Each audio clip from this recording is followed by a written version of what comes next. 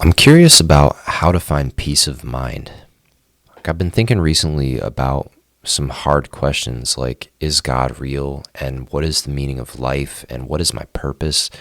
And these sort of questions. And I think a lot of people are, particularly in the US. Like, a lot of people are just going through the motions in life and they're just wondering, like, they're asking some hard questions like, am I living right? Like, what am I supposed to do with myself? And these questions really weigh on us because there's no clear answer. Nobody seems to have a clear answer. You go to your peers, you go to your elders, and you look at people and you're like, you don't have the answer either, do you? When you're a kid, you kind of look at adults and you're like, oh, these guys have it figured out. They're making money, they're driving cars, right? They're going on vacation, like they must have something figured out. And when I get older, I'm going to have it figured out too. And you just kind of have this faith that, like, yeah, when I grow up, it'll all make sense. But you don't realize that, you don't realize that you're growing up right now. Like, you are grown up. You right now is it. That's all you have. You can't just assume that in the future you're going to somehow magically have the answers if you're not working towards finding them right now. It's like if you look at your parents and you're like, well, they have a house. When I get older like them, I'll have a house. And then you just continue to play with your toys. It's like, no, you have that realization when you're young, but then you have to think about it. You have to say, well, how did they get their house? I guess they made money and then they bought a house. Well, maybe I need to start making money. And then when you're young, you start, making a little money and saving a little money, and you start asking more questions and you start to learn. But if you don't start that process, you don't get that result. And there's a disconnect between the result and the process. But I think a lot of people look at their peers and they look at their elders, like their role models, and they think, well, surely everybody else has it all figured out. But at a certain point, you start to realize, like, oh, nobody has it figured out. You might be able to figure out getting a house, and you might be able to figure out running a business. You can figure those things out. Those are practical things. You can test theories and you get real results, and that's practical things. You can figure that out. That's easy. But questions like, what is my purpose? What is the right way to live? Which religion should I follow? Should I even have a religion? Should I be an atheist? Should I just be one of these naturalists who just believe in what I can see and that there's nothing else, right? We evolved from a single-celled life form that emerged from primordial soup under the right conditions.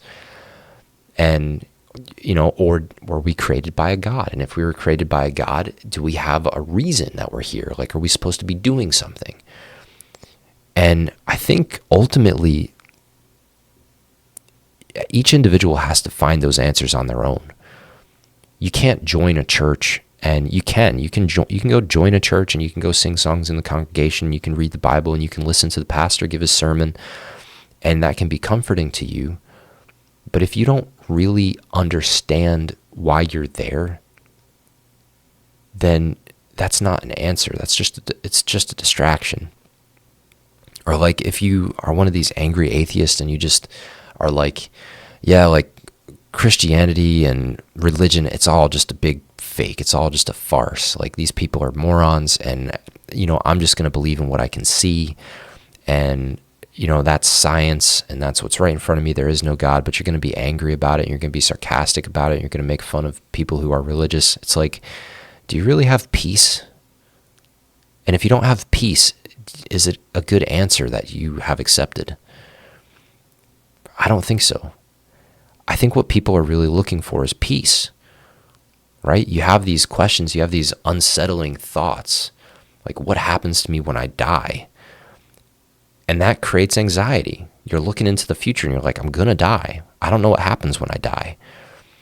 That's scary. There's an unknown. There's a fear of the unknown, and it creates anxiety, and there's this uncertainty, and people want, ultimately, sometimes you can't get a question. You can't get an answer to a question. The best you can do is have peace of mind. So how do you achieve that? How do you achieve peace of mind? I'm thinking about it, and I'm like, it's not through blind faith. You can't just go to church and sing songs with everybody and read the Bible with everybody and act the part and have that give you peace of mind. You actually have to understand what you believe in. You can't just say, okay, well, today I'm a Christian, and that saves me, and now I don't have to worry about death. You can't just do it like that. It's not that simple. You can't just go up to the front of the church and kneel at the altar like they do in Baptist churches and confess your sins and be saved. That's not how it works. You're not going to have peace from that. A week later, you're going to be wondering, did that actually work? Maybe even the same night, you go home and you're like, did that actually work? Am I actually saved? What does it mean to be saved? Then you start thinking about it and you're like, do these other people actually know what it means to be saved? Or are they just saying that because everyone else is saying it and they don't want to not say it? They don't want to say, hey, I did this, but I don't actually feel saved because, my goodness, what if the other people don't like that, right? So it's dangerous. And then you can be an atheist and you can be like, well, it just is what it is. And I'm going to turn into mulch when I die, and I'm going to be worm food, and that's all there is. I'm going to return to the earth, and the materials that were in my body are going to go become part of a tree or part of a bird or part of a dog, and the matter that makes up me is going to experience consciousness again, right? Maybe they take comfort in that. I don't know what they take comfort in. That's the thing. Each individual takes comfort in, finds peace in their own understanding. And it made me realize, like, man, all these questions, all this unsettling duress, right? All of this anxiety about fear of the unknown, I have to come to my own peace. I have to come to my own understanding of how the world works and what these questions really mean to me. And maybe I can find that in a church. Maybe I can find that in realism and naturalism. Maybe I can find that in like listening to like Jordan Peterson talk, or listening to some atheist talk, or listening to some thought leader give a speech, right? Maybe I can find that there, listening to some philosophy guy, or maybe I can find it listening to a guru, or maybe I can just go out and find it on my own. But I think the answer is to go out and find it on my own. And that's the hardest answer, right? It's hard to have these unsettling questions and be uncomfortable and go out and figure it out. Because like, I could die tomorrow without finding the answers. It's scary to go out and live life when you don't have the answers. It's like going outside without protection, right? We want to go outside and we want to be protected. We want to have a guarantee that we're going to be able to make it through the day and be okay. We don't want to have to go out and fight battles with real risk and real consequences if there's a chance that we're going to die before we get the answers we want, right? If we're going to take on all this risk seeking answers, there's a possibility that we might not actually find them. We might not actually find peace of mind before we die. And I say before we die, but really that's anything. That just represents failure, right? One of the major questions is like, what happens when we die, and how should I live until I die, right? Well, if you die before you figure that out, that's pretty terrifying, isn't it? Nobody wants that to happen. But it's the same with anything. Like, what happens if I make a mistake before I master a skill? It's like, well, you're going to make mistakes in order to learn how to master the skill. Like, it's like saying like, okay, I'm going to cook a 5-course meal, 5-star meal for like these people, but you're too afraid to actually try because you're afraid of messing it up. It's like, no, you're going to mess it up. You're not going to be able to cook a 5-star meal or a 5-course meal, for a bunch of people and have it be perfect the first time. You have to go and have experience. You have to build experience in order to do that. So you have to take the risk in order to be able to master the thing. And the master is at peace in the kitchen. He goes in to cook a quality meal and he's not worried about it. He knows what he's doing. He's done it before. He knows how to make things taste good and look good and get the plates out hot in front of the people on time. And he has all this knowledge and all these skills from experience. And he understands how to get the job done, and that brings him peace. And it's like, when you know how to get the job done, when you know how to live life because you've experienced life and you understand what the right thing to do is and what the wrong thing to do is and how to be and how to act. Not how to act like in the sense that you're acting and it's fake, but how to take action to get results. If you know what to do because you have experience, that's going to bring you peace of mind. And I realized, like, it's like that with everything. It's like that with religion. You can't just pick a religion and go and expect all your questions to be answered. You can't just go to church one day and go up to the front and confess your sins and have the pastor be like, now you're saved, and you're saved. It's like, no, it doesn't work that way. You got to find peace of mind for yourself. Even if you go into a church and you find your answers in the church, you have to understand what those answers are, right? You can't just take some guy's word for it because everyone else believes what he's saying or seems to believe what he's saying. You can't just take their word for it. You have to put it to the test. You have to really understand it.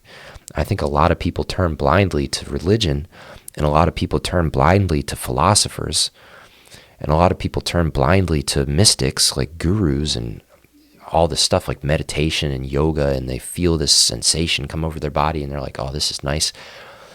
Maybe this is what peace is, but you have to experience it for yourself and put it to the test in order to truly understand it.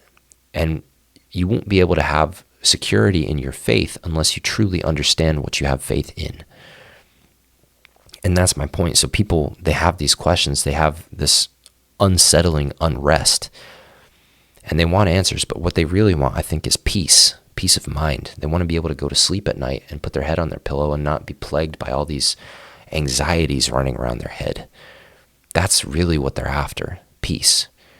And if you can find that, I think the way you find that is, sure, you get advice from other people and you go to listen to a philosopher or a preacher or a smart guy give you advice, but you won't have peace until you actually understand what that advice means. And you can't do that until you apply it and have real experiences in real life. And I think a lot of people are struggling with trying to find answers to these questions and trying to find peace. So they turn blindly to faith of some sort, some religion, or some wise man who seems to have the answers, and they just kind of accept what that person is saying, and it kind of makes them feel good, especially when they're engaging in that sort of behavior. But it's not going to last. It's not going to be lasting peace because you're not really going to understand what it is you're hearing. It might sound good and it might give you comfort in the moment, but that's why when you go home and you're by yourself and you're thinking about it, your brain is like, wait a minute, I don't actually understand what this means. Maybe it sounds good, but I haven't lived it, so I don't have proof. Your brain knows at the end of the day what's real and what's unproven, untested, maybe what's not real. You can't hide from your own mind. And that's the thing. Your mind isn't going to give you peace until you figure out the problems. So I came to this realization, I started having these thoughts, and I was like, man, it really is just about I hate to say the journey, but it's really about the journey. It's about your journey through life, your experiences. If you are actively seeking the truth and putting your beliefs to the test at every possible opportunity, it's going to give you such a good understanding of life that even if you can't answer all the questions, like even if you can't answer the question, is God real, or is Christianity the correct path, or is atheism the correct path, or is Buddhism the correct path, or even if you can't answer those questions, at least you'll begin to develop an understanding that gives you peace of mind, and it gives you faith in the beliefs that you have tested. And that's going to be valuable to you. That's going to allow you to stop worrying so much and wasting energy focused on things you can't control, and it's going to allow you to focus on things that you can control fully. And that's going to just help you figure more things out and give you more confidence and give you more understanding, give you a stronger faith in your beliefs, and really test your beliefs to prove that they're real. So I've been thinking about this, and I think it's a pretty useful thought. So I guess the advice I would derive from this line of thought and this line of reasoning is, don't worry so much about getting answers to the questions you have right now, and don't worry so much about finding peace right now. You can't rush peace, you can't rush understanding, and you can't rush faith. All of that comes through experience. You're going to experience things, you're going to test the things you believe in, and you're either going to be wrong about what you believed or you're going to be right about what you believed, and you're going to test it enough times to where you can have faith that your beliefs are actually something. They're actually valid, right? And then that faith is going to give you peace. And you're going to be like that 5-star restaurant guy, that chef. You know, you have experience. You know that if you cook the meat this way, it's going to be good. You know that if you use these ingredients, it's going to be good. You know that if you serve it this way, the people are going to like it because you've done it a bunch of times before, and you have faith in your skills. You have faith in your beliefs about how to cook a good meal because you've proven it over and over again. And that's how we got to look at life. We can't try to rush being a great chef right now. We can't try to rush having all the answers right now. It's just not going to work. You got to live life, and you got to figure out what works. And that's going to give you peace of mind. So anyway, those are my thoughts on that. Hope there's something useful in there. Thanks for listening, and have a great day.